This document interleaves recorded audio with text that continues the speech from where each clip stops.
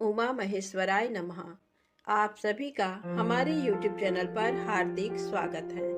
आज सुने सोमवार व्रत की पौराणिक कथा। बहुत समय पहले वास्कल नामक गांव में बिंदुक नाम का एक ब्राह्मण रहता था। वह अधर्मी, दुरात्मा एवं महापापी था। उसकी स्त्री बहुत सुंदर थी। उसका नाम चंचुला था। वह सदा उत्तम धर्म का पालन करती थी, परंतु बिंदु वेश्यागामी था। इस तरह कुकर्म करते हुए बहुत समय व्यतीत हो गया। उसकी स्त्री काम से पीड़ित होने पर भी स्वधर्म नाश के भय से क्लेश सहकर भी काफी समय तक धर्म भ्रष्ट नहीं हुई, परंतु आगे चलकर वह भी अपने दुराचारी पति के आचरण से प्रभावित होकर दुराचारिणी और अपने धर्म से विमुख हो गई। इस तरह दुराचार में डूबे हुए उन पति पत्नी का बहुत सा समय व्यर्थ बीत गया। वेश्यागामी, दूषित बुद्धि वाला वह दुष्ट ब्राह्मण बिंदु समयानुसार मृत्यु को प्राप्त हो नरक में चला गया। बहुत दिनों तक नरक के दुखों को भोग कर वह मूढ़ बुद्धि पापी विंध्य पर्वत पर भयंकर पिशाच हुआ। इधर उस दुराचारी बिंदु के मर जाने पर वह चंचुला नामक स्त्री बहुत समय तक पुत्रों के साथ अपने घर में रहती रही। पति की मृत्यु के बाद वह भी अपने धर्म से गिरकर पर पुरुषों का संग करने लगी थी। सतियां विपत्ति में भी अपने धर्म का पालन करना नहीं छोड़ती। यही तो तप है। तप कठिन तो होता है, लेकिन इसका फल मीठा होता है। एक दिन दैव योग से किसी पुण्य पर्व के आने पर वह अपने भाई बंधुओं के साथ गोकर्ण क्षेत्र में गई। उसने तीर्थ के जल में स्नान किया एवं बंधुजनों के साथ यहाँ वहाँ घूमने लगी। घूमते घूमते वह एक देव मंदिर में गई। वहां उसने एक ब्राह्मण के मुख से भगवान शिव की परम पवित्र एवं मंगलकारी कथा सुनी। कथावाचक ब्राह्मण कह रहे थे कि जो स्त्रियां व्यभिचार करती हैं, वे मरने के बाद जब यमलोक जाती हैं, तब यमराज के दूत उन्हें तरह तरह से यंत्रणा देते हैं। वे उसके कामांगों को तप्त लौह दंडों से दागते हैं। तप्त लौह के पुरुष से उसका संसर्ग कराते हैं। ये सारे दंड इतनी वेदना देने वाले होते हैं कि जीव पुकार पुकार कर कहता है कि अब वह ऐसा नहीं करेगा, लेकिन यमदूत उसे छोड़ते नहीं। कर्मों का फल तो सभी को भोगना पड़ता है। देव, ऋषि, मनुष्य सभी इससे बंधे हुए हैं।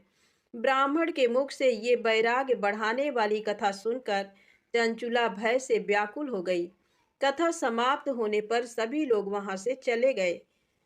तब कथा बाँचने वाले ब्राह्मण देवता से चंचुला ने कहा, हे ब्राह्मण, धर्म को न जानने के कारण मेरे द्वारा बहुत बड़ा दुराचार हुआ है। स्वामी, मेरे ऊपर कृपा कर मेरा उद्धार कीजिए। आपके प्रवचन को सुनकर मुझे इस संसार से वैराग्य हो गया है। मुझ मूढ़ चित्त वाली पापिनी को धिक्कार है। मैं निंदा के योग्य हूँ। मैं बुरे विषयों में फंसकर अपने धर्म से विमुख हो गई थी। कौन मुझ जैसी कुमार्ग में मन लगाने वाली पापिनी का साथ देगा? जब यमदूत मेरे गले में फंदा डालकर मुझे बांध कर ले जाएंगे और नरक में मेरे शरीर के टुकड़े करेंगे, तब मैं कैसे उन महायातनाओं को सहन कर पाऊंगी? मैं सब प्रकार से नष्ट हो गई हूँ, क्योंकि अभी तक मैं हर तरह से पाप में डूबी रही हूँ। हे ब्राह्मण, आप मेरे गुरु हैं। आप ही मेरे माता पिता हैं। मैं आपके शरण में आई हूँ। मुझ अबला का अब आप ही उद्धार कीजिए। इस प्रकार विलाप करती हुई चंचुला ब्राह्मण देवता के चरणों में गिर पड़ी। तब ब्राह्मण ने उसे कृपा पूर्वक उठाया और इस प्रकार कहा, नारी, तुम सौभाग्यशाली हो जो भगवान शंकर की कृपा से तुमने वैराग्यपूर्ण ये कथा सुनी। कथा सुनकर समय से अपनी गलती का एहसास कर लिया है। तुम डरो मत और भगवान शिव की शरण में जाओ। उनकी परम कृपा से तुम्हारे सभी पाप नष्ट हो जाएंगे। मैं तुम्हें भगवान शिव की कथा सहित वह मार्ग बताऊंगा जिसके द्वारा तुम्हें सुख देने वाली उत्तम गति प्राप्त होगी। शिव कथा सुनने से तुम्हारी बुद्धि शुद्ध हो गई है और तुम्हें पश्चाताप हुआ है तथा मन में वैराग्य उत्पन्न हुआ है। पश्चाताप ही पाप करने वाले पापियों के लिए सबसे बड़ा प्रायश्चित है। जो मनुष्य अपने कुकर्म के लिए पश्चाताप नहीं करता, वह उत्तम गति प्राप्त नहीं करता। परंतु जिसे अपने कुकृत्य पर हार्दिक पश्चाताप होता है, वह अवश्य उत्तम गति का भागीदार होता है। इसमें कोई शक नहीं है। शुद्ध चित्त में ही भगवान शिव व पार्वती का वास होता है। वह शुद्धात्मा पुरुष सदा शिव के पद को प्राप्त होता है। इस कथा का श्रवण सभी मनुष्यों के लिए कल्याणकारी है, अतः इसकी आराधना व सेवा करनी चाहिए। हे ब्राह्मण पत्नी, तुम अन्य विषयों से अपने मन को हटाकर भगवान शंकर की इस परम पावन कथा को सुनो। इससे तुम्हारे चित्त की शुद्धि होगी और तुम्हें मोक्ष की प्राप्ति होगी। जो मनुष्य निर्मल हृदय से भगवान शिव के चरणों का चिंतन करता है, उसकी एक ही जन्म में मुक्ति हो जाती है। ये कहकर वे ब्राह्मण चुप हो गए। उनका हृदय करुणा से भर गया। वे ध्यान में मग्न हो गए। ब्राह्मण का ये उपदेश सुनकर चंचुला के नेत्रों में आनंद के आंसू छलक आए। वह हर्ष भरे हृदय से ब्राह्मण देवता के चरणों में गिर गई और हाथ जोड़कर बोली, मैं कृतार्थ हो गई। हे ब्राह्मण, शिव भक्तों में श्रेष्ठ स्वामिन, आप धन्य हैं। आप परमार्थदर्शी हैं और सदा परोपकार में लगे रहते हैं।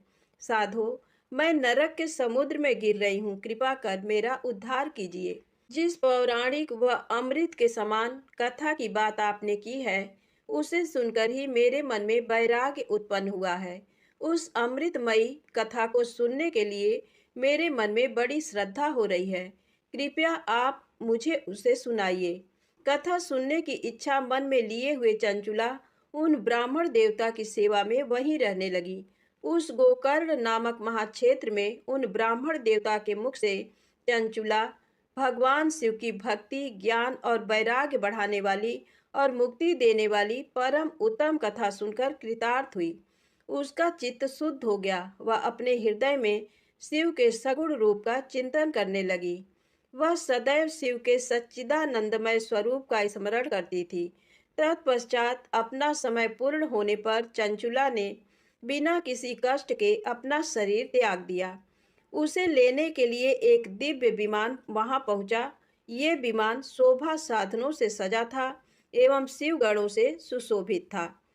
चंचुला विमान से शिवपुरी पहुंची। उसके सारे पाप धुल गए। वह दिव्यांगना हो गई। वह गौरांगी देवी मस्तक पर अर्धचंद्र का मुकुट व अन्य दिव्य आभूषण पहने शिवपुरी में पहुंची। वहां उसने सनातन देवता त्रिनेत्रधारी महादेव शिव को देखा। सभी देवता उनकी सेवा में भक्तिभाव से उपस्थित थे। उनकी अंग कांति करोड़ों सूर्यों के समान प्रकाशित हो रही थी। 5 मुख और हर मुख में 3 नेत्र थे।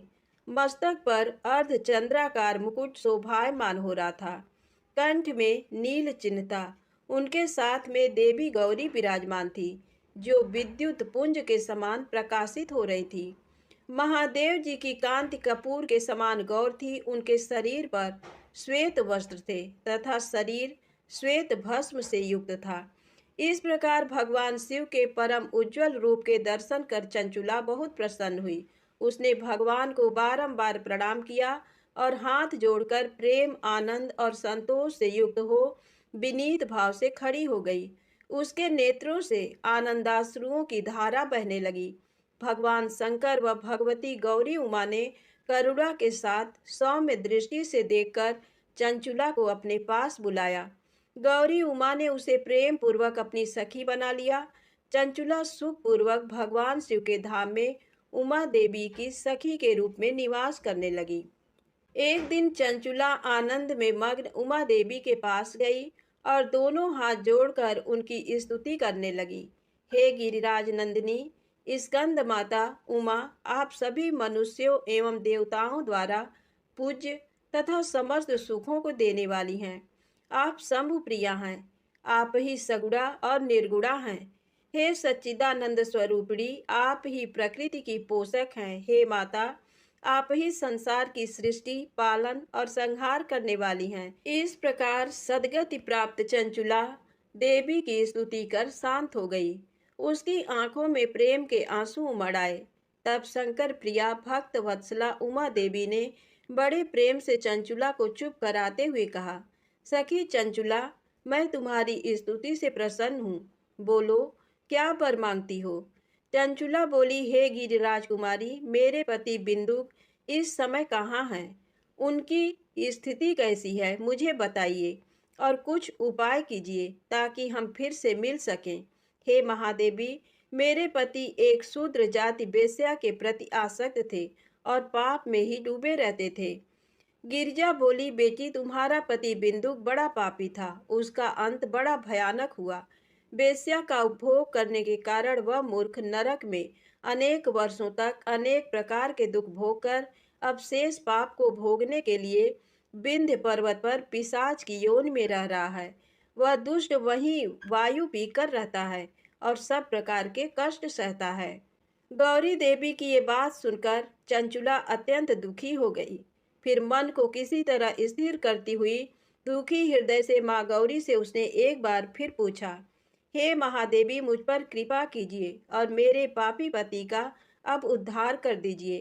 कृपा करके मुझे वह उपाय बताइए जिससे मेरे पति को उत्तम गति प्राप्त हो सके। गौरी देवी ने कहा, यदि तुम्हारा पति भगवान शिव की पुण्यमयी उत्तम कथा सुने तो वह इस दुर्गति को पार करके उत्तम गति का भागी हो सकता है। अमृत के समान मधुर गौरी देवी का ये वचन सुनकर चंचुला ने दोनों हाथ जोड़कर मस्तक झुकाकर उन्हें बारंबार प्रणाम किया तथा प्रार्थना की कि मेरे पति को भगवान शिव की कथा सुनाने की व्यवस्था कीजिए। ब्राह्मण पत्नी चंचुला के बार बार प्रार्थना करने पर शिव प्रिया गौरी देवी ने भगवान शिव की महिमा का गान करने वाले गंधर्वराज तुम्बुरु को बुलाकर कहा, तुम्बुरो, तुम्हारी भगवान शिव में प्रीति है। तुम मेरे मन की सभी बातें जानकर मेरे कार्यों को सिद्ध करते हो। तुम मेरी इस सखी के साथ विंध्य पर जाओ, वहाँ एक महाघोर और भयंकर पिशाच रहता है। पूर्व जन्म में वह पिशाच बिंदुक नामक ब्राह्मण मेरी इस सखी चंचुला का पति था। वह वेश्यागामी हो गया था। उसने स्नान संध्या आदि नित्य कर्म छोड़कर अपवित्र रहने लगा। क्रोध के कारण उसकी बुद्धि भ्रष्ट हो गई। दुर्जनों से उसकी मित्रता तथा सज्जनों से द्वेष बढ़ गया था। वह अस्त्र शस्त्र से हिंसा करता, लोगों को सताता और उनके घरों में आग लगा देता था। चांडालों से दोस्ती करता, वह रोज वेश्या के पास जाता था। पत्नी को त्याग कर दुष्ट लोगों से दोस्ती कर उन्हीं के संपर्क में रहता था। वह मृत्यु तक दुराचार में फंसा रहा। मृत्यु के बाद उसे पापियों के भोग स्थान यमपुर ले जाया गया। वहां घोर नरकों को सहकर इस समय वह विंध्य पर पिशाच बनकर रह रहा है और पापों का फल भोग रहा है। तुम उसके सामने परम पुण्यमयी पापों का नाश करने वाली भगवान शिव की दिव्य कथा का प्रवचन करो। इस कथा को सुनने से उसका हृदय सभी पापों से मुक्त होकर शुद्ध हो जाएगा और वह प्रेत योनि से मुक्त हो जाएगा। दुर्गति मुक्त होने पर उस बिंदुक नामक पिशाच को विमान पर बिठाकर तुम भगवान शिव के पास ले आना। माँ उमा का आदेश पाकर गंधर्व राज तुम्बरो प्रसन्नता पूर्वक अपने भाग्य की सराहना करते हुए चंचुला को साथ लेकर विमान से पिशाच के निवास स्थान विंध्य पर्वत पर गया। वहां पहुंचकर उसने उस विकराल आकृति वाले पिशाच को देखा। उसका शरीर विशाल था, उसकी ठोड़ी बड़ी थी। वह कभी हंसता, कभी रोता, कभी उछलता था। महाबली तुम्बरों ने बिंदुक नामक पिशाच को पासों से बांध लिया। उसके पश्चात तुम्बरों ने कथा बाँचने के लिए स्थान तलाश कर मंडप की रचना की। शीघ्र इस बात का पता लोगों को चल गया कि एक पिशाच के उद्धार हेतु देवी पार्वती की आज्ञा से तुम्बरो भगवान शिव की कथा सुनाने विंध्य पर्वत पर आया है। उस कथा को सुनने के लोभ से बहुत से देवर्षि वहां पहुंच गए। सभी को आदर पूर्वक स्थान दिया गया। पिशाच बिंदु को पांसों में बांधकर आसन पर बिठाया गया और तब तुम्बरू ने परम उत्तम भगवान शिव की अमृत कथा का गान शुरू किया, जिससे सभी श्रोता कृतार्थ हो गए। परम पुण्यमय कथा को सुनकर पिशाच सभी पापों से मुक्त हो गया और उसने पिशाच शरीर का त्याग कर दिया। शीघ्र ही उसका रूप दिव्य हो गया। उसका शरीर गौर वर्ण का हो गया। शरीर पर श्वेत वस्त्र एवं पुरुषों के आभूषण आ गए। इस प्रकार दिव्य देहधारी होकर बिंदुक अपनी पत्नी चंचुला के साथ स्वयं भी भगवान शिव का गुणगान करने लगा। उसे इस दिव्य रूप में देखकर सभी को बहुत आश्चर्य हुआ। उसका मन परम आनंद से परिपूर्ण हो गया। सभी भगवान महेश्वर के अद्भुत चरित्र को सुनकर कृतार्थ हो उसका यशोगान करते हुए अपने अपने धाम को चले गए। बिंदु अपनी पत्नी चंचुला के साथ विमान में बैठकर शिवपुरी की ओर चल दिया। महेश्वर के गुणों का गान करता हुआ बिंदु अपनी पत्नी चंचुला व तुम्बुरु के साथ शीघ्र ही शिवधाम पहुंच गया। भगवान शिव व देवी पार्वती ने उसे अपना पार्षद बना लिया। दोनों पति पत्नी सुखपूर्वक भगवान महेश्वर एवं देवी गौरी के श्री चरणों में अविचल निवास पाकर धन्य हो गए। प्रेम से बोले शंकर भगवान गौरी माता की जय हो।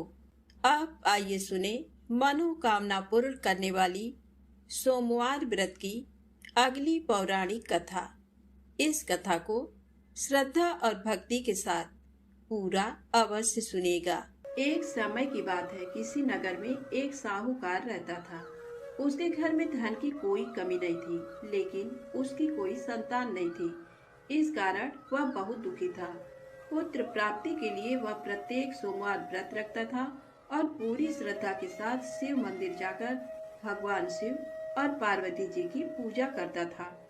उसकी भक्ति देखकर एक दिन माँ पार्वती प्रसन्न हो गई और भगवान शिव से उस साहूकार की मनोकामना पूर्ण करने का आग्रह किया। पार्वती जी की इच्छा सुनकर भगवान शिव ने कहा कि हे पार्वती, इस संसार में हर प्राणी को उसके कर्मों का फल मिलता है और जिसके भाग्य में जो हो उसे भोगना ही पड़ता है।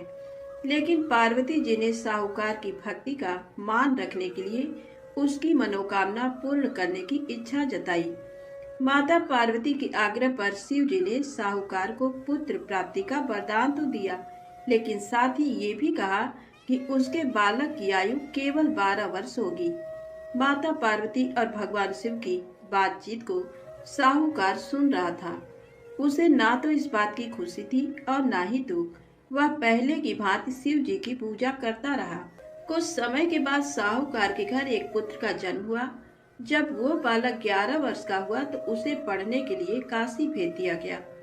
साहूकार ने पुत्र के मामा को बुलाकर उसे बहुत सारा धन दिया और कहा कि तुम इस बालक को काशी विद्या प्राप्ति के लिए ले जाओ और मार्ग में यज्ञ कराना। जहाँ भी यज्ञ कराओ वहाँ ब्राह्मणों को भोजन कराते और दक्षिणा देते हुए जाना। दोनों मामा भांजे इसी तरह यज्ञ कराते और ब्राह्मणों को दान दक्षिणा देते काशी की ओर चल पड़े। रात में एक नगर पड़ा जहाँ नगर के राजा की कन्या का विवाह था, लेकिन जिस राजकुमार से उसका विवाह होने वाला था वह एक आंख से काना था। राजकुमार के पिता ने अपने पुत्र के काना होने की बात को छुपाने के लिए एक चाल सोची। साहूकार के पुत्र को देखकर उसके मन में एक विचार आया। उसने सोचा क्यों न इस लड़के को दूल्हा बनाकर राजकुमारी से विवाह करा दूं। विवाह के बाद इसको धन देकर विदा कर दूंगा और राजकुमारी को अपने नगर ले जाऊंगा। लड़के को दूल्हे के वस्त्र पहनाकर राजकुमारी से विवाह कर दिया गया। लेकिन साहूकार का पुत्र ईमानदार था। उसे ये बात न्याय संगत नहीं लगी। उसने अवसर पाकर राजकुमारी के चुन्नी के पल्ले पर लिखा कि तुम्हारा विवाह तो मेरे साथ हुआ है, लेकिन जिस राजकुमार के संग तुम्हें भेजा जाएगा वह एक आंख से काना है। मैं तो काशी पढ़ने जा रहा हूँ। जब राजकुमारी ने चुन्नी पर लिखी बातें पढ़ी तो उसने अपने माता पिता को ये बात बताई। राजा ने अपनी पुत्री को विदा नहीं किया, जिससे बारात वापस चली गई। दूसरी ओर साहूकार का लड़का और उसका मामा काशी पहुँचे और वहां जाकर उन्होंने यज्ञ किया। जिस दिन लड़के की आयु 12 साल की हुई उसी दिन यज्ञ रखा गया। लड़के ने अपने मामा से कहा कि मेरी तबीयत कुछ ठीक नहीं है। मामा ने कहा कि तुम अंदर जाकर सो जाओ। शिव जी के वरदान के अनुसार कुछ ही देर में उस बालक के प्राण निकल गए। मृत भांजे को देख उसके मामा ने विलाप शुरू किया। संयोगवश उसी समय शिव जी और माता पार्वती उधर से जा रहे थे। पार्वती ने भगवान से कहा, स्वामी, मुझे इसके रोने के स्वर सहन नहीं हो रहा है। आप इस व्यक्ति के कष्ट को अवश्य दूर करें। जब शिव जी मृत बालक के समीप गए तो वह बोले कि ये उसी साहूकार का पुत्र है जिसे मैंने 12 वर्ष की आयु का वरदान दिया। अब इसकी आयु पूरी हो चुकी है, लेकिन मातृभाव से विभोर माता पार्वती ने कहा कि हे महादेव, आप इस बालक को और आयु देने की कृपा करें, अन्यथा इसके वियोग में इसके माता पिता भी तड़प तड़प कर मर जाएंगे। माता पार्वती के आग्रह पर भगवान शिव ने उस लड़के को जीवित होने का वरदान दिया। शिव जी की कृपा से वह लड़का जीवित हो गया। शिक्षा समाप्त करके लड़का मामा के साथ अपने नगर की ओर चल दिया। दोनों चलते हुए उसी नगर में पहुंचे जहां उसका विवाह हुआ था। उस नगर में भी उन्होंने यज्ञ का आयोजन किया। उस लड़के के ससुर ने उसे पहचान लिया और महल में ले जाकर उसकी खातिरदारी की और अपनी पुत्री को विदा किया।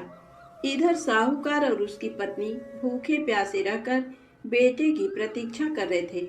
उन्होंने प्रण कर रखा था कि यदि उन्हें अपने बेटे की मृत्यु का समाचार मिला तो वह भी प्राण त्याग देंगे, परंतु अपने बेटे के जीवित होने का समाचार पाकर वह बेहद प्रसन्न हुए। उसी रात भगवान शिव ने व्यापारी के स्वप्न में आकर कहा, हे श्रेष्ठी, मैंने तेरे सोमवार के व्रत करने और व्रत कथा सुनने से प्रसन्न होकर तेरे पुत्र को लंबी आयु प्रदान की है। इसी प्रकार जो कोई सोमवार व्रत करता है या कथा सुनता और पढ़ता है, उसके सभी दुख दूर होते हैं और समस्त मनोकामनाएं पूर्ण होती हैं। प्रेम से बोले शंकर भगवान की जय हो। अब आइए सुने भगवान शिव को बिल्व पत्र क्यों है इतने प्रिय। एक बार नारद जी ने भोलेनाथ की स्तुति कर पूछा, प्रभु, आपको प्रसन्न करने के लिए सबसे उत्तम और सुलभ साधन क्या है? हे त्रिलोकीनाथ, आप तो निर्विकार और निष्काम हैं। आप सहज ही प्रसन्न हो जाते हैं। फिर भी मेरी जानने की इच्छा है कि आपको क्या प्रिय है। तब शिव जी बोले, नारद जी, वैसे तो मुझे भक्त के भाव सबसे प्रिय हैं, फिर भी आपने पूछा है तो बताता हूँ। मुझे जल के साथ साथ बिल्व पत्र बहुत प्रिय हैं। जो अखंड बिल्व पत्र मुझे श्रद्धा से अर्पित करते हैं, मैं उन्हें अपने लोक में स्थान देता हूँ। नारद जी भगवान शंकर और माता पार्वती की वंदना कर अपने लोक को चले गए। उनके जाने के पश्चात पार्वती जी ने शिव जी से पूछा, हे प्रभु, मेरी ये जानने की बड़ी उत्कट इच्छा हो रही है कि आपको बिल्व पत्र इतने प्रिय क्यों हैं। कृपा करके मेरी जिज्ञासा शांत करें। तब शिव जी बोले, हे शिवे, बिल्व के पत्ते मेरी जटा के समान हैं। उसका त्रिपत्र यानी 3 पत्ते ऋग्वेद, यजुर्वेद और सामवेद हैं। शाखाएं समस्त शास्त्र का स्वरूप हैं। बिल्व वृक्ष को आप पृथ्वी का कल्प वृक्ष समझें, जो ब्रह्मा विष्णु शिव स्वरूप हैं। स्वयं महालक्ष्मी ने शैल पर्वत पर बिल्व वृक्ष रूप में जन्म लिया था। ये सुनकर पार्वती जी कौतूहल में पड़ गईं। उन्होंने पूछा, देवी लक्ष्मी ने आखिर बिल्व वृक्ष का रूप क्यों लिया? आप ये कथा विस्तार से कहें। तब भोलेनाथ ने माता पार्वती को कथा सुनानी शुरू की। हे देवी, सतयुग में ज्योति रूप में मेरे अंश का रामेश्वर लिंग था। ब्रह्मा आदि देवों ने उसका विधिवत पूजन अर्चन किया था। फलतः मेरे अनुग्रह से वाग देवी सबकी प्रिया हो गई। वे भगवान विष्णु को सतत प्रिय हो गई। मेरे प्रभाव से भगवान केशव के मन में वाग देवी के लिए जितनी प्रीति हुई, वह स्वयं लक्ष्मी को नहीं भाई। अतः लक्ष्मी देवी चिंतित और रुष्ट होकर परम उत्तम श्री शैल पर्वत पर चली गईं। वहां उन्होंने मेरे लिंग विग्रह की उग्र तपस्या प्रारंभ कर दी। हे परमेश्वरी, कुछ समय बाद महालक्ष्मी जी ने मेरे लिंग विग्रह से थोड़ा ऊर्ध्व में एक वृक्ष का रूप धारण कर लिया और अपने पत्र पुष्प द्वारा निरंतर मेरा पूजन करने लगी। इस तरह उन्होंने 1 करोड़ वर्ष तक आराधना की। अंततः उन्हें मेरा अनुग्रह प्राप्त हुआ। महालक्ष्मी ने मांगा कि श्रीहरि के हृदय में मेरे प्रभाव से वाग्देवी के लिए जो स्नेह हुआ है वह समाप्त हो जाए। शिव जी बोले, हे पार्वती, मैंने महालक्ष्मी को समझाया कि श्रीहरि के हृदय में आपके अतिरिक्त किसी और के लिए कोई प्रेम नहीं है। वाग्देवी के प्रति तो उनकी श्रद्धा है। यह सुनकर लक्ष्मी जी प्रसन्न हो गई और पुनः श्री विष्णु के हृदय में स्थित होकर निरंतर उनके साथ विहार करने लगी। हे पार्वती, महालक्ष्मी के हृदय का एक बड़ा विकार इस प्रकार दूर हुआ था। इस कारण हरिप्रिया उसी वृक्ष रूप में सर्वदा अतिशय भक्ति से भरकर यत्न पूर्वक मेरी पूजा करने लगी। बिल्व इस कारण मुझे बहुत प्रिय है और मैं बिल्व वृक्ष का आश्रय लेकर रहता हूँ। बिल्व वृक्ष को सदा सर्व तीर्थमय एवं सर्व देवमय मानना चाहिए, इसमें तनिक भी संदेह नहीं है। बिल्व पत्र, बिल्व फूल, बिल्व वृक्ष अथवा बिल्व काष्ठ के चंदन से जो मेरा पूजन करता है वह भक्त मेरा प्रिय है। बिल्व वृक्ष को शिव के समान ही समझो, वह मेरा शरीर है। जो बिल्व पर चंदन से मेरा नाम अंकित करके मुझे अर्पण करता है, मैं उसे सभी पापों से मुक्त करके अपने लोक में स्थान देता हूँ। उस व्यक्ति को स्वयं लक्ष्मी जी भी नमस्कार करती हैं। जो बिल्व मूल में प्राण छोड़ता है उसको रुद्र देह प्राप्त होता है। तो प्रेम से बोले शंकर भगवान की जय हो। अब आइए सुने दूसरी पौराणिक कथा। एक समय शिव जी महाराज पार्वती जी के साथ हरिद्वार में घूम रहे थे। पार्वती जी ने देखा कि सहस्त्रों मनुष्य गंगा में नहा नहाकर हर हर गंगे कहते चले जा रहे हैं, परंतु प्रायः सभी दुखी और पाप परायण हैं। तब पार्वती जी ने बड़े आश्चर्य से शिव जी से पूछा कि हे देव, गंगा में इतनी बार स्नान करने पर भी इनके पाप और दुखों का नाश क्यों नहीं हुआ? क्या गंगा में सामर्थ्य नहीं रहा? तब शिव जी ने कहा, प्रिय, गंगा में तो वही सामर्थ्य है, परंतु इन लोगों ने पापनाशनी गंगा में स्नान ही नहीं किया है, तब इन्हें लाभ कैसे हो? पार्वती जी ने आश्चर्य से कहा कि स्नान कैसे नहीं किया? सभी तो नहा नहा कर आ रहे हैं, अभी तक इनके शरीर भी नहीं सूखे हैं। तब शिव जी ने कहा, ये केवल जल में डुबकी लगाकर आ रहे हैं, तुम्हें कल इसका रहस्य समझाऊंगा। दूसरे दिन बड़े जोर की बरसात होने लगी। गलियां कीचड़ से भर गईं। एक चौड़े रास्ते में एक गहरा गड्ढा था। चारों ओर कीचड़ भर रहा था। शिव जी ने लीला से ही वृद्ध रूप धारण कर लिया और दीन विवश की तरह गड्ढे में जाकर ऐसे पड़ गए जैसे कोई मनुष्य चलता चलता गड्ढे में गिर पड़ा हो और निकलने की चेष्टा करने पर भी नहीं निकल पा रहा हो।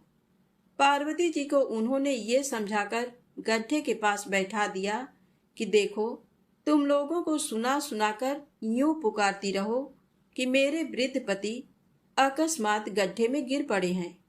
कोई पुण्यात्मा इन्हें निकालकर इनके प्राण बचाए और मुझ असहाय की सहायता करे। शिव जी ने ये और समझा दिया कि जब कोई गड्ढे से मुझे निकालने को तैयार हो तब इतना और कह देना कि भाई, मेरे पति सर्वथा निष्पाप हैं और इन्हें वही छुए जो स्वयं निष्पाप हो। यदि आप निष्पाप हैं तभी इनको हाथ लगाइए, नहीं तो हाथ लगाते ही आप भस्म हो जाएंगे। पार्वती जी तथास्तु कहकर गड्ढे के किनारे बैठ गईं और आने जाने वालों को सुना सुनाकर शिव जी की सिखाई हुई बात कहने लगी। गंगा में नहाकर लोगों के दल आ रहे हैं। सुंदर युवती को यूं बैठी देख कईयों के मन में पाप आया। कई लोग लज्जा से डरे तो कईयों को कुछ धर्म का भय हुआ, कई कानून से डरे। कुछ लोगों ने तो पार्वती जी को ये भी सुना दिया कि मरने दे बुढ़े को, क्यों उसके लिए रोती है। आगे और कुछ दयालु सच्चरित्र पुरुष थे। उन्होंने करुणा बसो युवती के पति को निकालना चाहा, परंतु पार्वती के वचन सुनकर वे भी रुक गए। उन्होंने सोचा कि हम गंगा में नहाकर आए हैं तो क्या हुआ, पापी तो हैं ही, कहीं होम करते हाथ न जल जाए। बूढ़े को निकालने जाकर इस स्त्री के कथनानुसार हम स्वयं भस्म न हो जाएं। किसी को साहस नहीं हुआ। सैकड़ों आए, सैकड़ों ने पूछा और चले गए। संध्या हो चली। शिव जी ने कहा, पार्वती, देखा, आया कोई गंगा में नहाने वाला। थोड़ी देर बाद एक जवान हाथ में लोटा लिए हर हर गंगे करता हुआ निकला। पार्वती जी ने उसे भी वही बात कही। युवक का हृदय करुणा से भर आया। उसने शिव जी को निकालने की तैयारी की। तभी पार्वती जी ने रोक कर कहा कि भाई, यदि तुम सर्वथा निष्पाप नहीं होगे तो मेरे पति को छूते ही जल जाओगे। उसने उसी समय बिना किसी संकोच के दृढ़ निश्चय के साथ पार्वती जी से कहा कि माता, मेरे निष्पाप होने में तुझे संदेह क्यों होता है? देखती नहीं, मैं अभी गंगा नहाकर आया हूँ। भला गंगा में गोता लगाने के बाद भी कभी पाप रहते हैं? तेरे पति को निकालता हूँ। युवक ने लपक कर बूढ़े को ऊपर उठा लिया। शिवजी और पार्वती जी ने उसे अधिकारी समझकर अपना असली स्वरूप प्रकट कर उसे दर्शन देकर कृतार्थ किया। शिव जी ने पार्वती से कहा कि इतने लोगों में से इस एक ने ही गंगा स्नान किया है। इसी दृष्टांत के अनुसार जो लोग बिना श्रद्धा और विश्वास के केवल दम्भ के लिए गंगा स्नान करते हैं, उन्हें वास्तविक फल नहीं मिलता। परंतु इसका ये मतलब नहीं कि गंगा स्नान व्यर्थ जाता है। विश्वास के साथ किए गए गंगा स्नान का मिलता है वास्तविक फल। शिव जी ने कहा, मैं आपसे भली भांति निश्चित किया हुआ सिद्धांत कहता हूँ।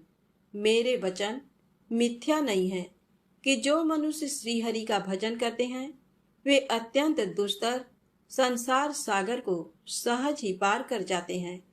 तो प्रेम से बोले, शंकर भगवान की जय हो, गौरी माता की जय हो। अब आइए सुने भगवान शिव की दूसरी कथा, बैजू के भोले बाबा बैजनाथ। बैजू निहायत ही सीधा और सरल इंसान सवेरे शाम जानवर चराता और बाकी का समय मंदिर की साफ सफाई में।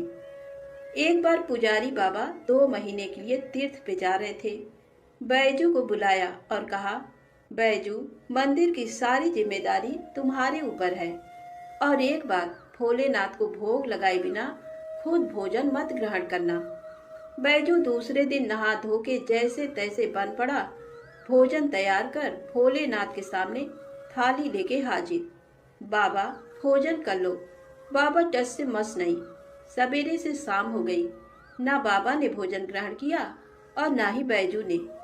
2-3 दिन यही सिलसिला चला। चौथे दिन बैजू का धीरज टूट गया। पास पड़ी लाठी उठाई और जकड़ दिया शिवलिंग पे। तत्काल भोलेनाथ हाजिर, पीठ मलते हुए। बोलो बैजू, क्या बात है? बैजू बोला, 4 दिन से तुम्हारे चक्कर में बिना कुछ खाए पिए गुहार लगाए रहे हैं, सुनाई नहीं पड़ा और लाठी जकड़ा नहीं के हाजिर। चलो भोजन करो तो हमहु कुछ खाई। बेचारे भोलेनाथ पीठ मलते चुपचाप आनंद के अतिरेक में डूबे, कच्चा पक्का जैसा भी था खाने लगे। अब बैजू बोला, बाबा, बड़ा कस के लगा है, रुको तुम भोजन करो। कहते हुए बैजू अंदर जाके चंदन लेकर आया, भोलेनाथ के पीठ पे लगाने लगा। भोजन के बाद भोलेनाथ चलने लगे तो बैजू बोला, कल शाम से आ जाइयो, ठीक है ना? बाबा ने कहा, हाँ बैजू, कल टाइम से आ जाएंगे। अगले दिन भोलेनाथ माता पार्वती के साथ विराजमान।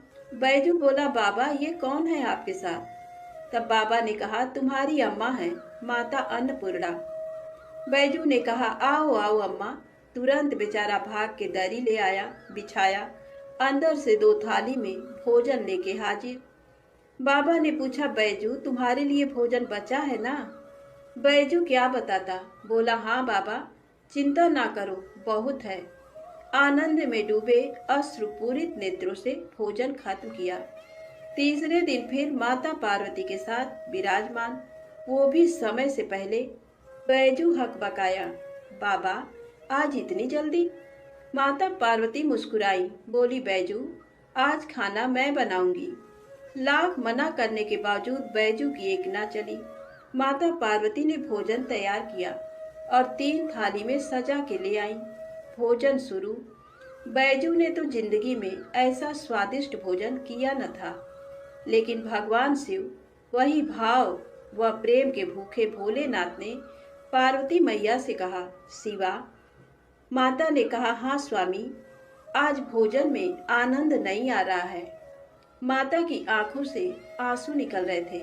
सच स्वामी, ना वो स्वाद है ना वो रस। धन्य है माता अन्नपूर्णा, जिनके नाम मात्र से भोजन में मिठास बढ़ जाए।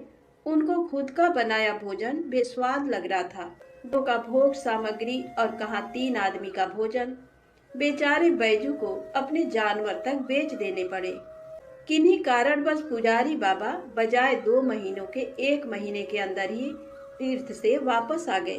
पुजारी बाबा ने बैजू को बुलाया और कहा, बैजू, भोलेनाथ को समय से भोग लगाता था ना?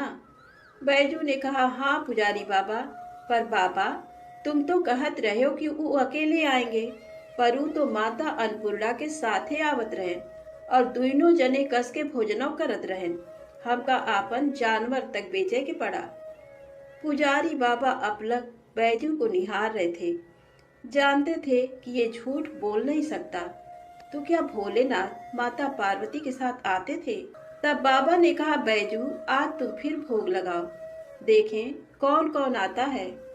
बैजू बेचारा समय से भोजन लेके हाजिर। बुलाना शुरू। काहे को भोलेनाथ आए? बुलाते बुलाते थक गया, पर ना भोलेनाथ को आना था ना वो आए।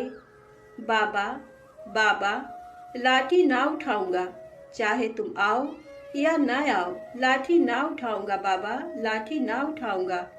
बस शिवलिंग पकड़ के रोए जा रहा था और यही बोल रहा था, बाबा लाठी ना उठाऊंगा। तभी अचानक आवाज आई, बैजू, आंखें खोलो बैजू, हम आ गए, आंखें खोलो बैजू। सामने ही माता पार्वती और भोलेनाथ विराजमान थे। लिपट गया चरणों में। माँ, बाबा, जो आज तुम न आते तो जान दे देता मैं अपनी। भोलेनाथ ने बैजू को हृदय से लगाया। बोले, बैजू, बेमोल विज्ञा तेरे हाथों में। सुन, आज से मुझसे पहले लोग तेरा नाम लेंगे, फिर मेरा। आगे बैजू, पीछे नाथ, बैजनाथ। तो प्रेम से बोले, बाबा बैजनाथ जी की जय हो। अब आइए सुने सोमवार व्रत की अगली पौराणिक कथा। एक बार माता पार्वती ने भगवान शिव से कहा कि प्रभु, मैंने पृथ्वी पर देखा है कि जो व्यक्ति पहले से ही अपने प्रारब्ध से दुखी है, आप उसे और ज्यादा दुख प्रदान करते हैं, और जो सुख में है आप उसे दुख नहीं देते हैं। भगवान ने इस बात को समझाने के लिए माता पार्वती को धरती पर चलने के लिए कहा और दोनों ने इंसानी रूप में पति पत्नी का रूप लिया और एक गांव के पास डेरा जमाया। शाम के समय भगवान ने माता पार्वती से कहा कि हम मनुष्य रूप में यहाँ आए हैं, इसलिए यहाँ के नियमों का पालन करते हुए हमें यहाँ भोजन करना होगा। इसलिए मैं भोजन की सामग्री की व्यवस्था करता हूँ, तब तक तुम भोजन बनाओ। जब भगवान के जाते ही माता पार्वती रसोई में चूल्हे को बनाने के लिए बाहर से ईंटें लेने गई और गांव में कुछ जर्जर हो चुके मकानों से ईंटें लाकर चूल्हा तैयार कर दिया। चूल्हा तैयार होते ही भगवान वहां पर बिना कुछ लाए ही प्रकट हो गए। माता पार्वती ने उनसे कहा, आप तो कुछ लेकर नहीं आए, भोजन कैसे बनेगा? भगवान बोले, पार्वती, अब तुम्हें इसकी जरूरत नहीं पड़ेगी। भगवान ने माता पार्वती से पूछा कि तुम चूल्हा बनाने के लिए इन ईंटों को कहाँ से लेकर आई? तो माता पार्वती ने कहा, प्रभु, इस गांव में बहुत से ऐसे घर भी हैं जिनका रखरखाव सही ढंग से नहीं हो रहा है। उनकी जर्जर हो चुकी दीवारों से मैं ईंटें निकाल कर ले आई। भगवान ने फिर कहा, जो घर पहले से खराब थे तुमने उन्हें और खराब कर दिया। तुम ईंटें उन सही घरों की दीवार से भी तो ला सकती थी। तब माता पार्वती बोली, प्रभु, उन घरों में रहने वाले लोगों ने उनका रखरखाव बहुत सही तरीके से किया है और वो घर सुंदर भी लग रहे हैं। ऐसे में उनकी सुंदरता को बिगाड़ना उचित नहीं होता। भगवान बोले, पार्वती, यही तुम्हारे द्वारा पूछे गए प्रश्न का उत्तर है। जिन लोगों ने अपने घर का रखरखाव अच्छी तरह से किया है, यानी सही कर्मों से अपने जीवन को सुंदर बना रखा है, उन लोगों को दुख कैसे हो सकता है? मनुष्य के जीवन में जो भी सुखी है वो अपने कर्मों के द्वारा सुखी है और जो दुखी है वो अपने कर्मों के द्वारा दुखी है। इसलिए हर एक मनुष्य को अपने जीवन में ऐसे ही कर्म करने चाहिए कि जिससे इतनी मजबूत व खूबसूरत इमारत खड़ी हो जाए, कभी भी कोई भी उसकी एक ईंट भी निकालने ना पाए। प्रेम से बोले शंकर भगवान की जय हो। आइए सुने गणेश जी की कहानी।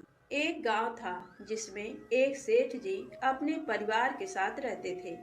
सेठ जी का गांव के पास के ही शहर में बड़ा व्यापार था।